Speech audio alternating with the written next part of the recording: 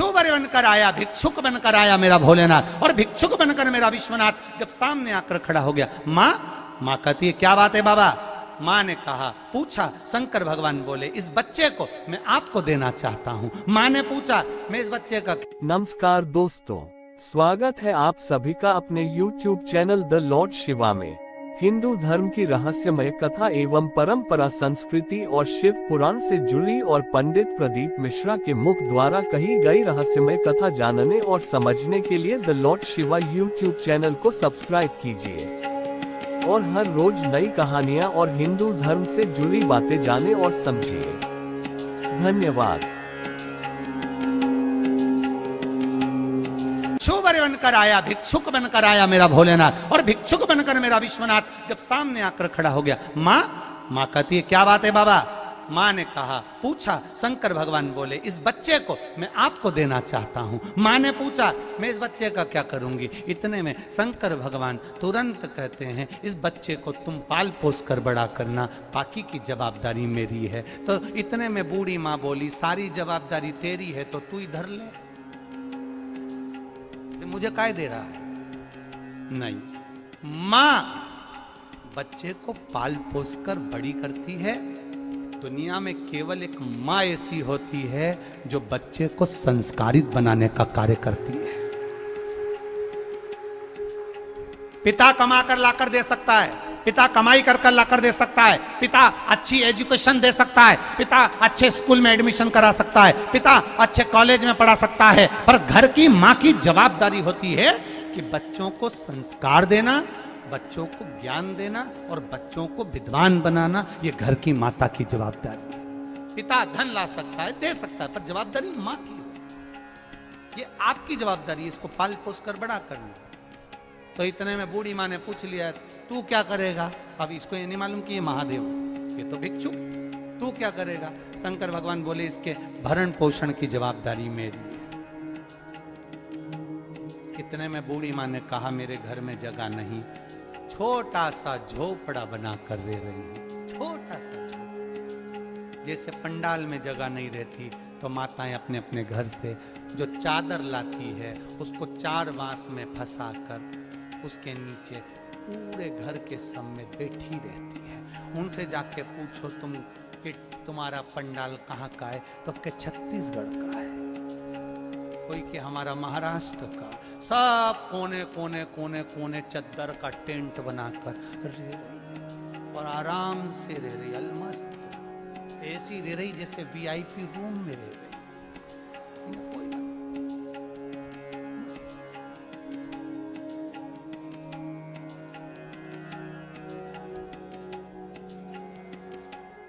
महाराज अब शिव जी ने कहा बाकी की जवाबदारी मेरी है। बुढ़िया को दिया। बुढ़िया ने कहा मैंने कपड़ा धो रही थी, इतना में तू आ गया और कपड़े का पानी तेरे पे पड़ गया, कपड़े का पानी तेरे पे पड़ गया।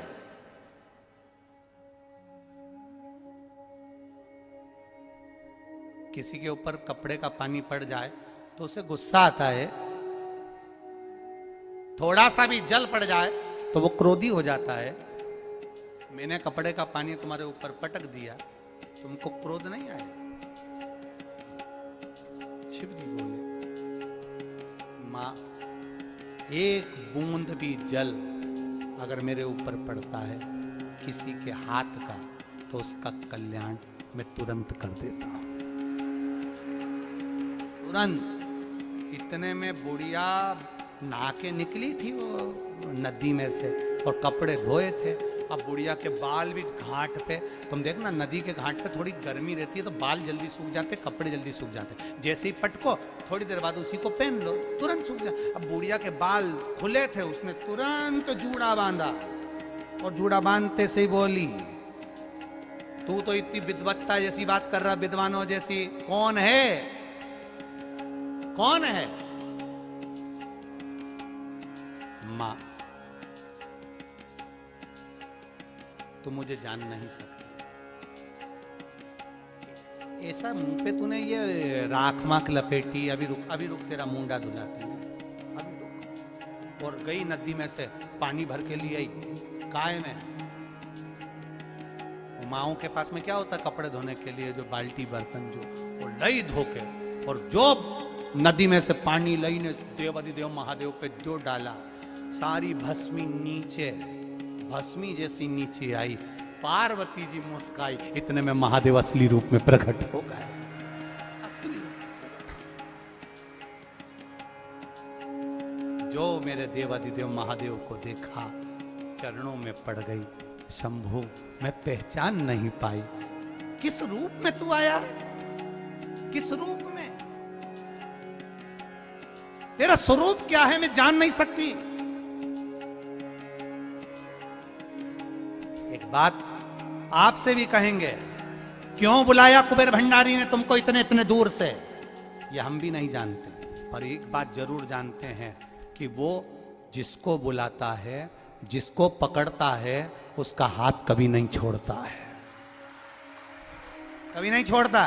क्यों बुलाया उसने तुमको यहां, ये हम नहीं जानते। क्यों भिक्षुक बनकर मेरा देवाधिदेव महादेव गया, भिक्षु वर बनकर गया, 19 अवतार में से एक अवतार भिक्षु वर अवतार रखकर मेरा देवाधिदेव महादेव गया, पहुंचा, और जो जल पड़ा देवाधिदेव महादेव प्रकट हो गए, शिव जी प्रकट हुए। मां मांग तुझे क्या चाहिए, मां ने कहा कुछ नहीं चाहिए, अब आपका दर्शन हो गया, बस इतनी कृपा करना, इस बच्चे को मैं पाल पोस कर बड़ा कर दूंगी। पर ये है कौन, उस मां ने पूछा, तुम्हारा क्या रिश्तेदारी है इससे, क्या संबंध है तुम्हारा इससे, क्या संबंध।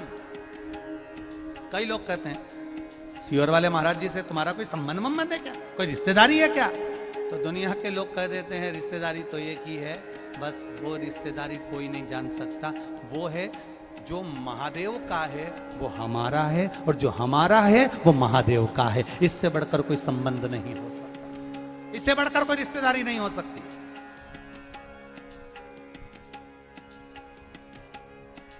शिव पर भरोसा करने वाला इतनी जल्दी टूटता नहीं है, शंकर पर विश्वास करने वाला इतनी जल्दी दिखता नहीं है, बहुत सोचता है शिव पे भरोसा करने। अब मांग तुझे क्या चाहिए, बूढ़ी माँ ने कहा नहीं मुझे कुछ नहीं चाहिए, बस अब ये पूछना चाहती हूँ, मेरे ऊपर बस एक कृपा कर दो, मुझे ये बता दो कि इस बच्चे से तेरा संबंध क्या है। शंकर भगवान से पूछ रही, इस बालक से तुम्हारा संबंध क्या है, इस बच्चे से तुम्हारी रिश्तेदारी क्या है। शंकर भगवान बोले इस बच्चे से मेरी रिश्तेदारी नहीं है, पर जो मनुष्य एक लोटा जल मेरे शिवालय में जाकर मुझ पर चढ़ाता है वो मेरा अपना रिश्तेदार 71 पीढ़ी तक बन जाता है। एक पीढ़ी का संबंध नहीं है तुम्हारा। उज्जैन के ऋण मुक्तेश्वर मंदिर में बड़े बड़े अक्षर में लिखा है, पत्थर से गुथा हुआ, कि शिव महापुराण की कथा सुनने वाला, शंकर भगवान पर एक लोटा जल चढ़ाने वाला, कोई टीवी पर सुने, फेसबुक पर सुने, यूट्यूब पर सुने, चाहे पंडाल में सुने, शिव महापुराण की कथा सुनने वाला शंकर भगवान की 71 पीढ़ी से जुड़ जाता है। अर्थात आपकी 71 पीढ़ी मेरे महादेव की पीढ़ियों में जुड़ा हुआ है। 71 पीढ़ी आपकी मेरे महादेव से जुड़ी हुई है। अब ये जल इसके पिता ने चढ़ाया, ये जल इसकी माता ने चढ़ाया, वही जल का फल मुझे देना है, उस जल का फल मुझे देना है।